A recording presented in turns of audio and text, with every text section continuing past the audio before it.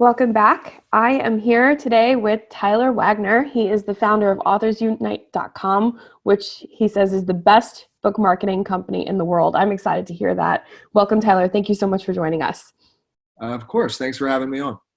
So tell us a little bit about Authors Unite, and I'd love to hear about your business strategy. Yeah, for sure. So I started Authors Unite about 8 years ago.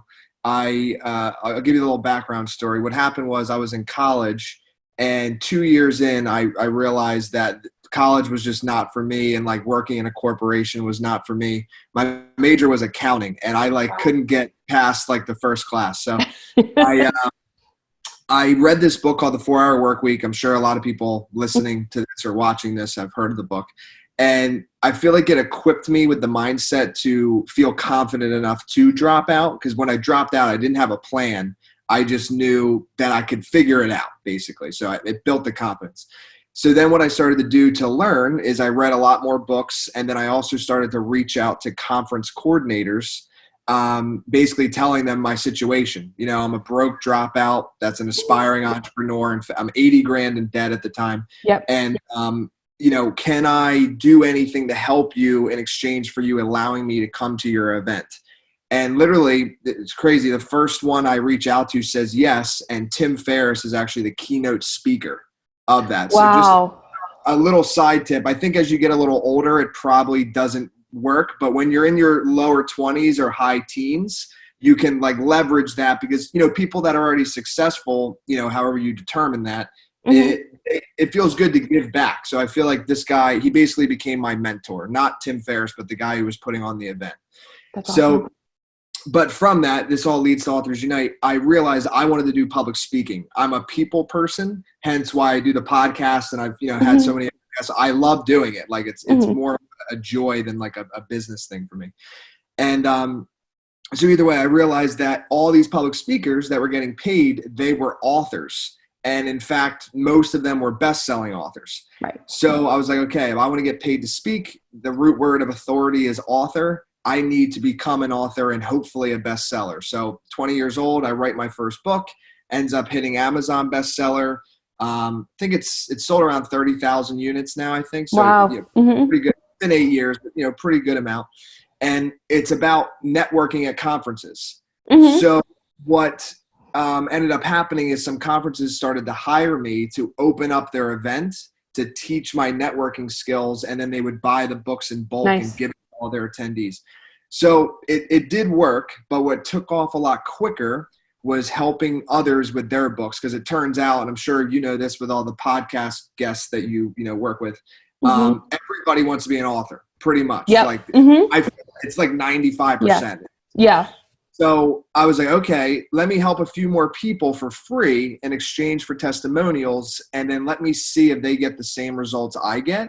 And I did it for like 10, 15 of my friends, something around there. And they all got very similar results. So all became bestsellers. Not all of them like sold that many copies, but they all became sellers and then leveraged the book for the back end because it's more about the back end business part. Absolutely. And from there, I started the business. So it kind of clicked for me. I was like, okay, it worked for them. It's proven. The model that I use is proven. And then from there, the strategy I'll get into now that I've used to grow it over the past 8 years is partnerships. So probably for the first like 3 to 4 years of the business, we were doing well, but nothing like crazy. And it was all B2C. Right. So I was basically doing Facebook ads and always, you know, basically going after the consumer, if you will. And I had my first partnership with this publisher that happened kind of naturally. And still to this day, they refer me authors. And what we realize is we, as you said in the beginning, we're the best at marketing books. So we've helped multiple authors hit the Wall Street Journal bestseller list, Today bestseller list. So we've kind of grown beyond the Amazon. We still do Amazon, still to hit those major lists. You're talking like 10,000 units in a week. Sure. So that was kind of our differentiator in the market.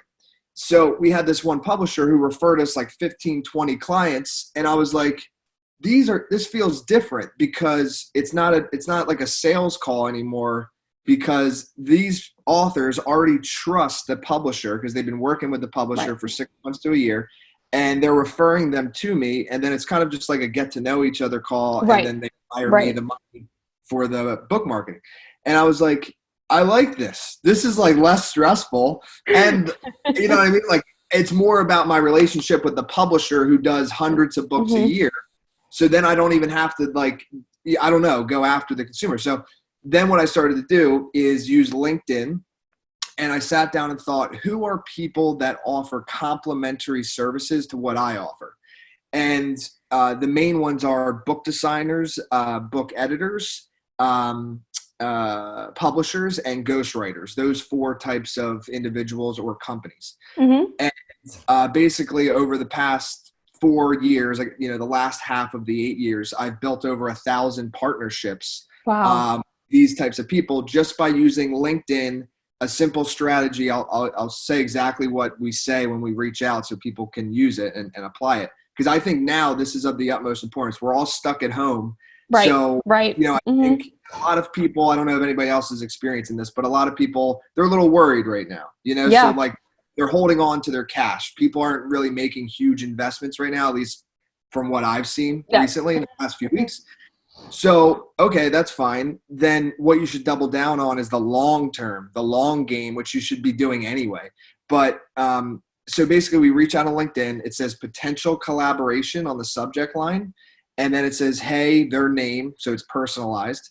And then I notice we both work with authors. There might be ways we can collaborate. That's all it says. Now, where most people fail on LinkedIn is it almost is like a sales pitch. Like they send this long message like, you should connect with me because I'm amazing, like all this stuff. And it just doesn't work. Right. So basically with that little message, and it kind of leaves it open-ended and it leaves the other person kind of curious. And I don't know the exact percentage, but let's say we send 100 to 200 of those messages a day on LinkedIn. We're probably getting like 20 to 30% response rate, I'd say, something like that. And either way, the end result is I do like 20 to 50 like calls per week. Wow. That's because amazing. I realized how much it's worked. And then I have a good CRM to stay in touch with them. And it's basically just a connection call, which again, people on LinkedIn, they're all down for collaboration and connecting. They are not down for a direct sales pitch. So I hop on the call, then I'm just like, hey, look, I want to learn more about you and what you do. I'll tell you the same about me. If there's ways we can collaborate, great. If not, next time I'm in Denver or wherever they say they're from, I'll hit you up for coffee, and it's just it's Right. And I love that. I love that because I'm very active on LinkedIn. I get messages all the time. Here's how I can help you, and here's what you're not doing and whatever else. And it's always a sales pitch. So you really stand out then, it seems, because you're just you're not pitching them. You're looking to have a conversation. Exactly. And you got to think about too, at least for me, I check the inbox of my, I have Sales Navigator. So just to put that out there, you can't message that many people unless you upgrade your LinkedIn. But I check it like twice a week. And I don't think, and I could be wrong, I'm curious what you do, but I don't think most people are checking their LinkedIn inbox like they are checking their actual inbox, for like Gmail. So you got to be like quick and to the point or you're going to lose them, because it's once or twice a week. So they're scrolling through, they probably have hundreds of spam messages, because they've let it build up. And my short little message is intriguing enough for them to, normally the response is, thanks for reaching out, Tyler. I'm always open to collaboration. I'd love to learn more, and then I go in and say, great, let's hop on a quick introduction call. Here's my link. And then here's the other part of the strategy that you should do is embed your schedule link. I use Calendly. Embed your schedule link into your website. Right. So my schedule link is authorsunite.com/connect. And the reason that I do that is honestly, I want them to be prepared. And again, you never want it to come off as a pitch because it's really not. Look, I'd love to work with them, but if they decide it's not good for them, then it's not good for them, then let's not work together. It's whatever. But by doing that, it again perks curiosity. And I do believe, and I can't prove this necessarily, but I do believe when they book the call, they probably fish around the website and look to learn more about me before the call, right? Whereas if you send them to, directly to a Calendly link, they have no opportunity unless they, Google you or something like that. Right.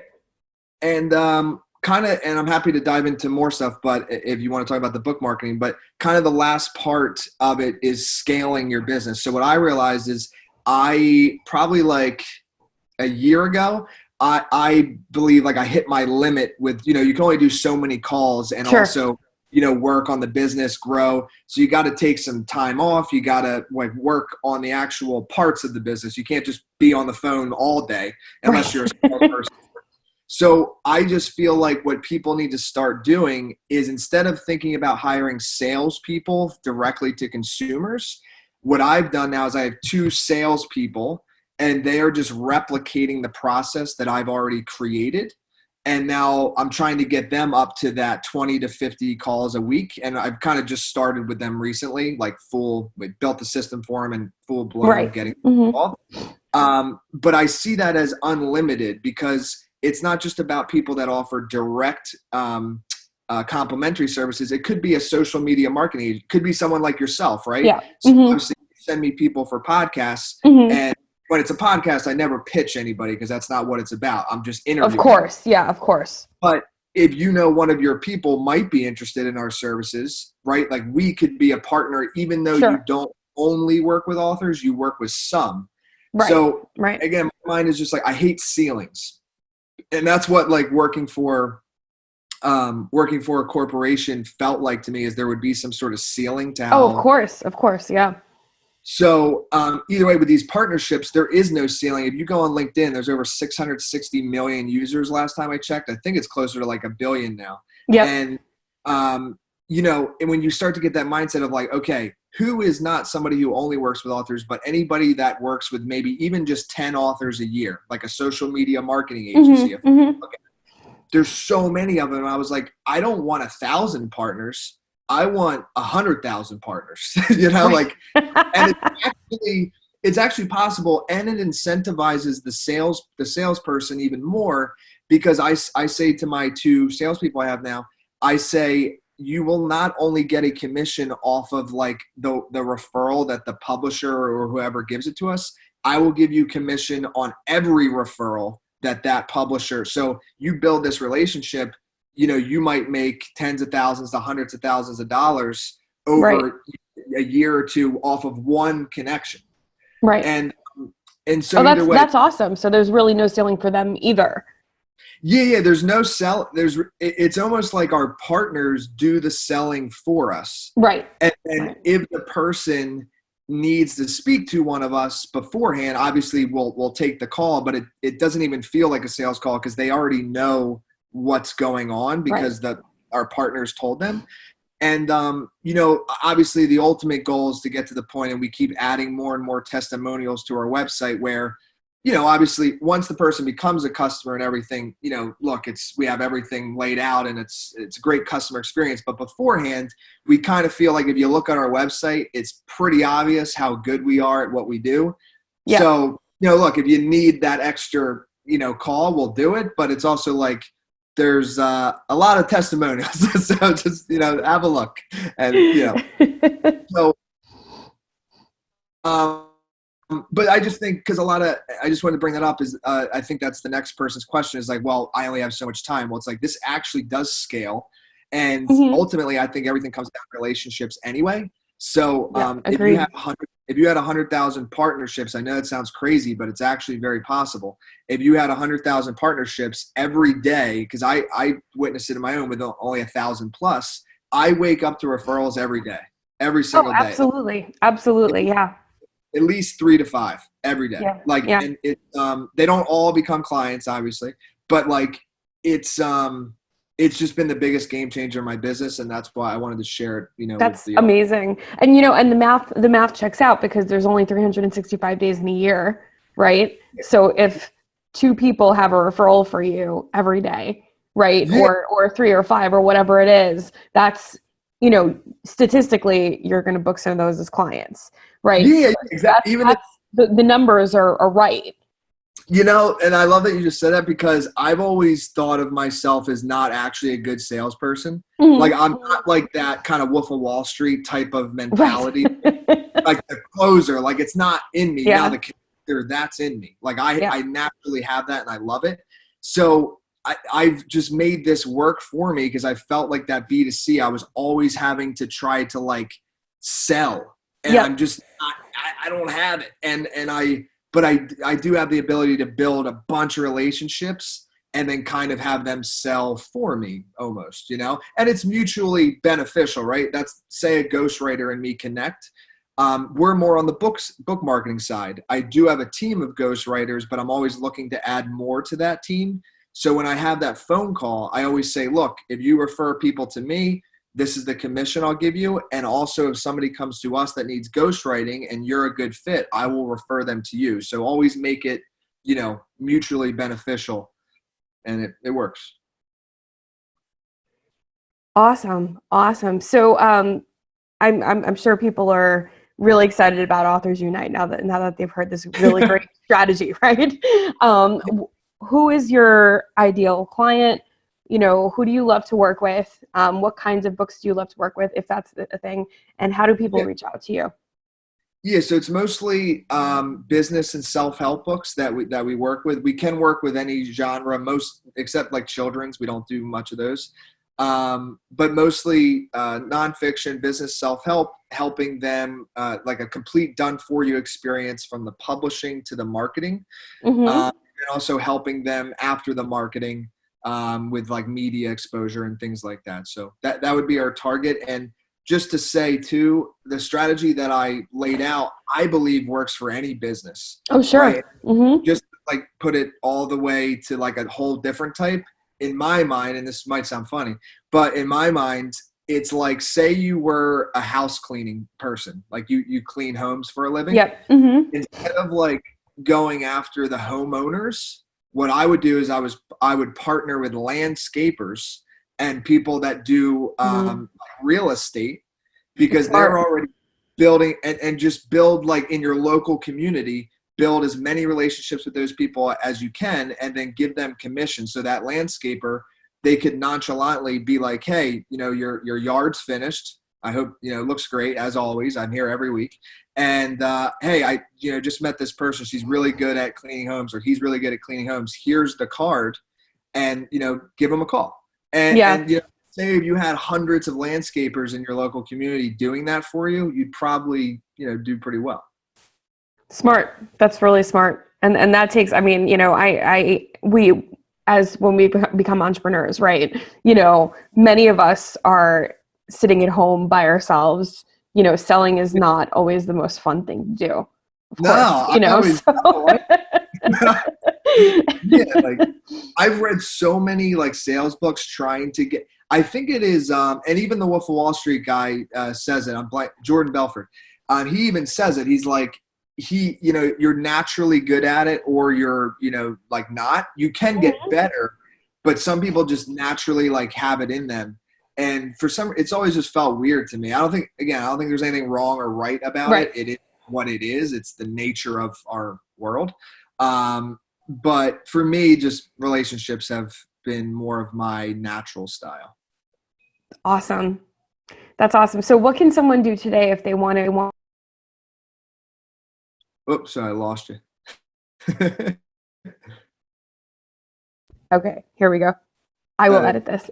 So my question was, what can someone do today if they want to get started with a book, and let's say they don't have a platform, or maybe they're not sure how to do it? Like, what's your best advice for how they could get started today? So first thing is, let's say you haven't written the book yet, like you said, so you just have an idea. The biggest thing that prevents people from finishing their book is perfection. They're always trying to make that first draft perfect. And I'm sure, you've probably heard this before, but that is the biggest thing. It's a creative process. You need to allow it to be messy and just so the first thing I always tell people is do like a mind map, get all your ideas out of your head. So if you're going to write a book about working out, let's say, then maybe there's one section on morning routines, nightly routines, what you should be eating. There's all these different concepts that are like chapters. So you say you like 100 out, like get it all out of your head, because you're going to feel like something's missing when if there's 100 ideas in your head, it feels very anxiety like. You're like, what do I do? Okay.